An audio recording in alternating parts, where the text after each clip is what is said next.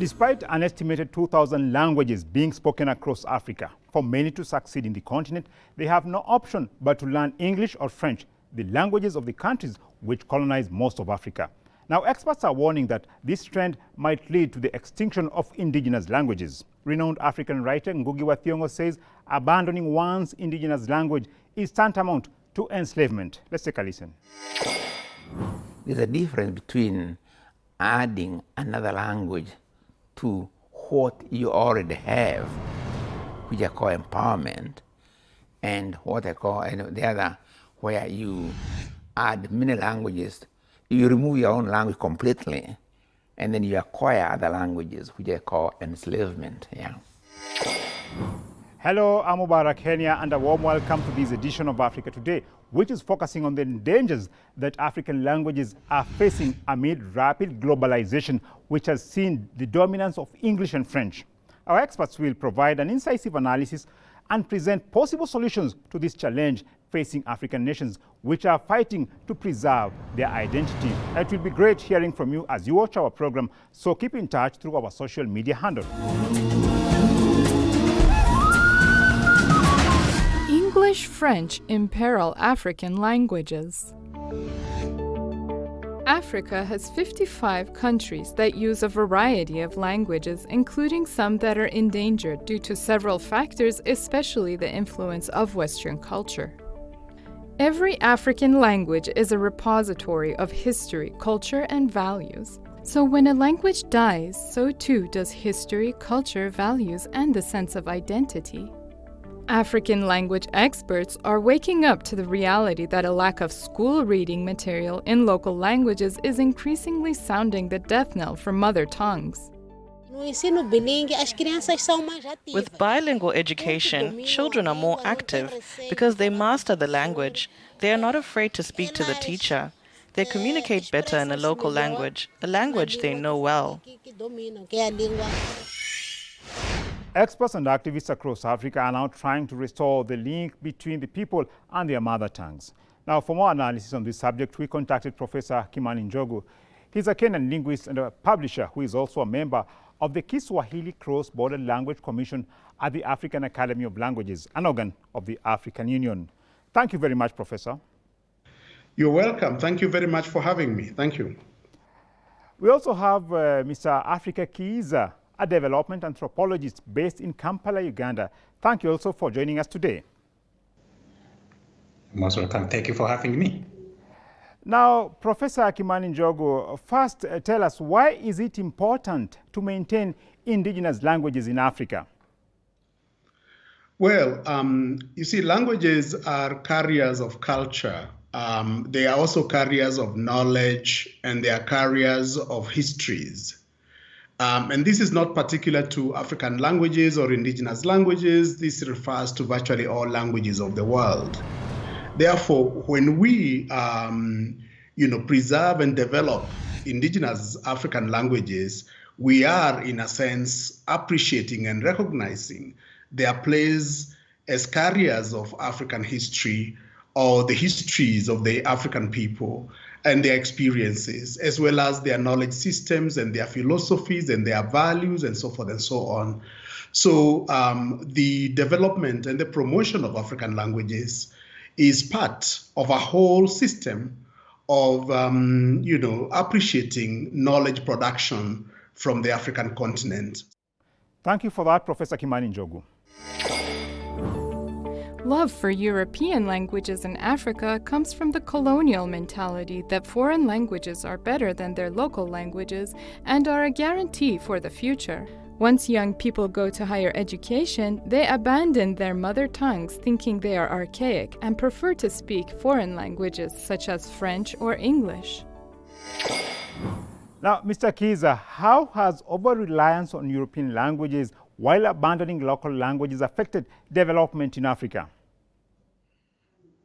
We have lost on this freedom of determining our own development path as Africa, because the current narrative and agenda of development is informed by the culture and language of the West. So it is important, if we are to develop as Africa from our own pace, and often as Africa we have been saying we wish to have Africa solutions to African problems. We cannot have this narrative. We cannot achieve this narrative of having African solutions to African problems when we keep relying on a language which is not ours.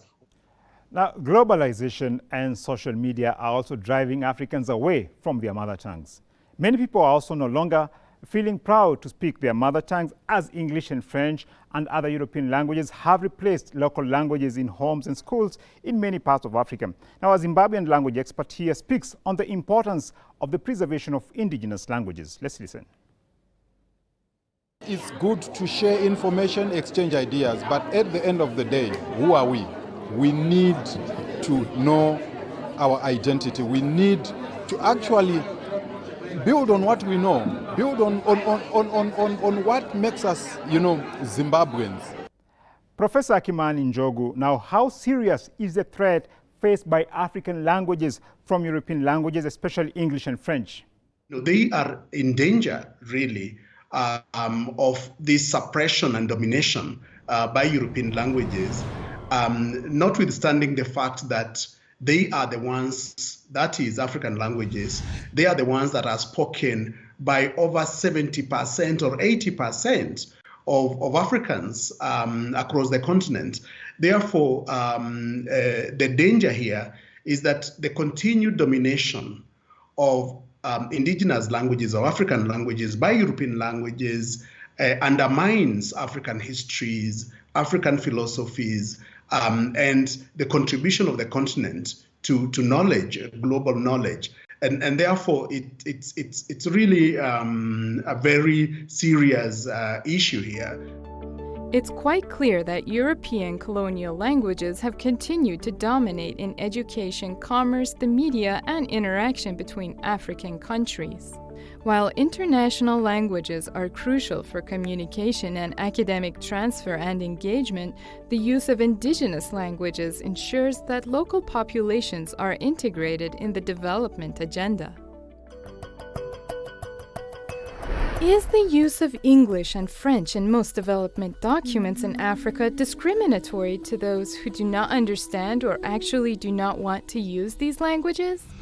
African countries are currently we are negotiating the African Continental Free Trade Area, an agreement that is going to unite to bring about an open market, a common market of free movement of goods and services within Africa. But there is actually fighting amongst the Francophone-speaking Africa and the French-speaking Africa and the English-speaking Africa countries because of the fact that which language takes precedence.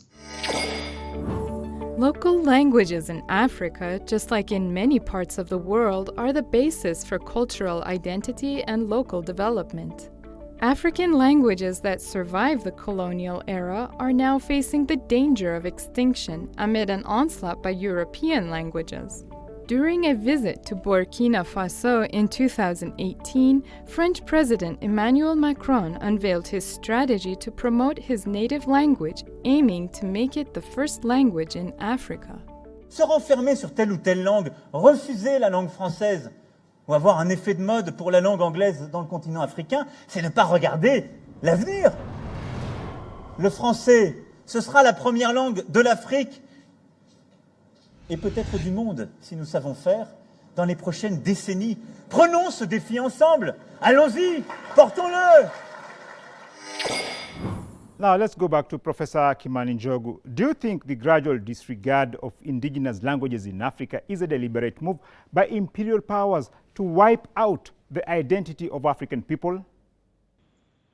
Well, let me say this, that the colonial project was always a project of domination and suppression of competing ideas.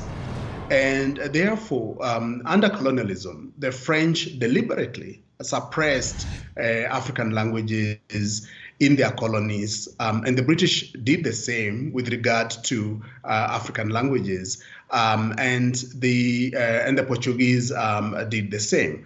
Therefore, one could say that the colonial project was a project to deny the African people their identity and the base from which they could recollect their history.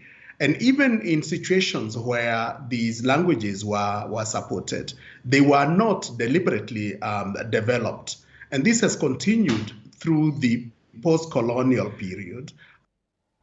Now, speaking in 2019 during the International Day of the World's Indigenous Peoples, UN Deputy Secretary General Amina Mohammed spoke on the need to preserve, revitalize, and promote indigenous languages. Almost half the world's estimated 6,700 languages are in danger of disappearing. Many of those belong to indigenous people. With every language that disappears, a world loses a wealth of traditional knowledge and cultural heritage. Education will have a pivotal role to play in ensuring that indigenous people can enjoy and preserve their culture and identity. Intercultural and multilingual education will be necessary to prevent the irreparable loss. Now, Mr. Kiza, what are some of the urgent measures that need to be taken to ensure that future generations in Africa continue using local languages? Yes, that's an interesting question. The first one and most critical is human capacity, human capital development. We need to invest in building the capacity of our human resource, of our development policymakers, of our negotiators, especially the young ones, of the development commentators, in ensuring that they speak our own languages. In investing resources in our own universities of higher learning, our own research institutions, to teach in African languages, to teach development from an African perspective and reality is another issue which I think is critical if African countries are to nurture and to bring back the African languages among the young generations. Thank you very much, Mr. Africa Kiza, for your insight today. Now, we shall take a short break, so don't go away.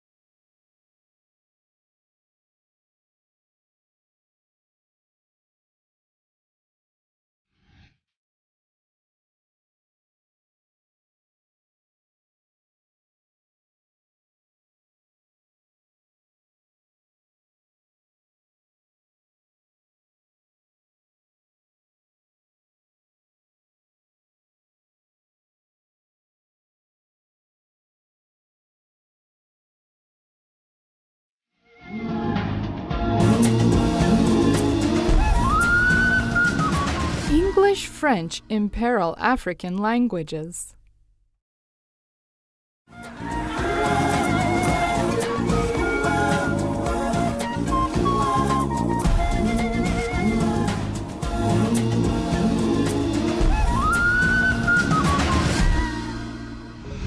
In 2019, linguistic history was made after students at the University of Cape Town in South Africa graduated from an indigenous language course with roots that date back more than 200,000 years. The Khoisan are known to be one of the earliest inhabitants of Southern Africa, but their language was largely lost during the colonial period. A student who studied the language in university speaks on her accomplishment. The course itself was an amazing journey to go on to learn this language that was used by my ancestors, by everyone's ancestors. Definitely made a change in my life, and it makes a change in everyone's life, just even to know a few words out of it. Now, Professor Kimani Njogu, what sort of intervention is needed to uplift the indigenous languages in Africa? No, I think the first place for immediate intervention is to look at the educational system and to ask the question, how can we build a continuity, a continuum between what the child experiences within the community in terms of language and what the child experiences within the educational system? How can we build a continuity in the two experiences? Renowned African novelist from Kenya, Professor Ngugi wa Thiong'o, didn't deliver his acceptance speech in English when last year he was honored as the 31st recipient of the Catalonia International Prize for his daring and distinguished literary work and defense of African languages. He has been writing in his native Kikuyu language since the 80s after abandoning English. Ngugi wrote a book titled Decolonizing the Mind, The Politics of Language in African Literature. He explains here on how he made the revolutionary decision to write in his mother tongue. That I would no longer write my fiction or poetry in English anymore. I was going to write in an African language, and I was going to write in the only language then I knew quite well, which was Kikuyu. I had to do this. I had to find a way of connecting myself to myself, and I had to go against that whole colonial assumption, that people can only know themselves via England, in this case, or via European languages, or via Europe. In July 2004, Kiswahili was declared the official language of the 55-member African Union, with the then chairperson Joachim Chissano delivering his entire speech during the AU summit in the language. Now, Professor Kimani Njogu, you earlier talked there about the Swahili or Kiswahili language. As we know, the African Union has adopted Swahili language as one of its official languages. Do you think this language can be used as the lingua franca in Africa? Absolutely. I think that, first of all, we must commend the African Union for taking the position that Swahili or Kiswahili be adopted as one of its official languages, and therefore used at the African Union meetings, at the Pan-African Parliament, and other, fora across the continent. That action is very significant because it makes Kiswahili the only African language that plays that role at the African Union level. Now, there is no doubt in my mind that there is immense hope in the utility of Kiswahili as the lingua franca of the continent, or even just and without in fact suggesting that Kiswahili will undermine other languages. It will sit alongside other African languages, but it will play a very important role in encouraging inter-ethnic communication and international communication across the continent. Thank you very much, Professor Kimani Njogu, for that insight. Last year in South Africa, Swahili was approved as an optional language for the country's schools. South Africa was the first Southern African country to offer Swahili as an optional subject in schools, raising hopes for the growth of this language all across Africa. A South African teacher here elaborates on the importance of the adoption of Swahili language in her country. We do welcome the introduction of Swahili because we believe that it is going to promote unity and will promote intercontinental trade and exchanges within the continent. More African countries are starting to teach Swahili language. What is motivating these countries to teach this East African language? Its acceptability level is very, very high because unlike many other languages, it's not ethnically bound in a strong way. So there is no strong ethnic identity associated with the Swahili language. And therefore, its acceptability is higher than, say, any of the other languages that we have, so that a Wolof speaker would be able to speak and learn Swahili without feeling that they are learning a very, very foreign language. In any case, it is situated on the continent. Its rhythm and spirit is the spirit and rhythm of the continent of Africa. A glance at leading industrial countries across the world clearly shows that all school-going kids in these countries receive their elementary instruction in their first language. This includes countries in North America, Europe, and also Japan, China, South Korea, and Russia.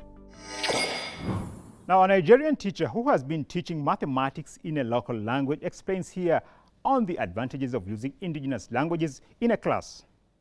One of the major popular research was done in the Yoruba land, where we had some students who were, for example, who were taught a subject using Yoruba language. So they had two groups of students.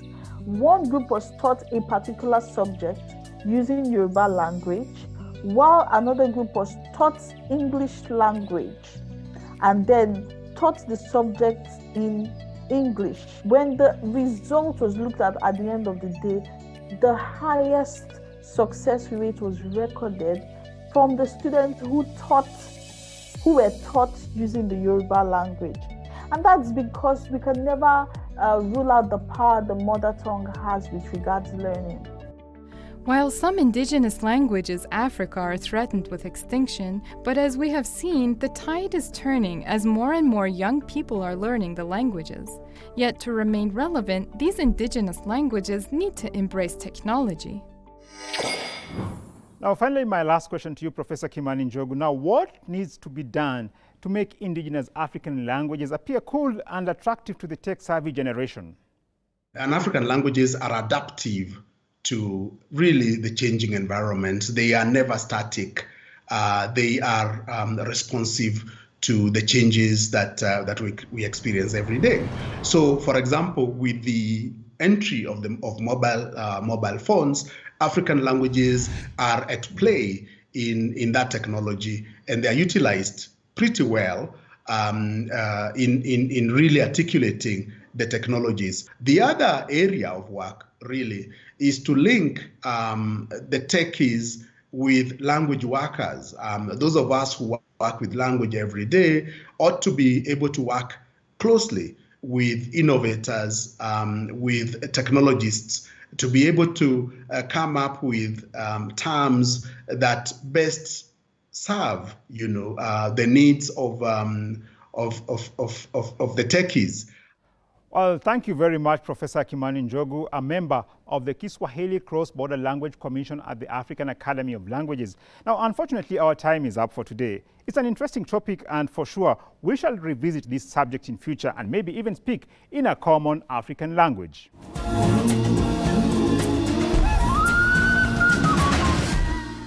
And on that note, we come to the end of this week's edition of Africa Today. I'm sure you enjoyed the show, so let's know what you think by dropping us a line through our social media handle. And thanks a lot for watching. And until our next episode, it's goodbye for now.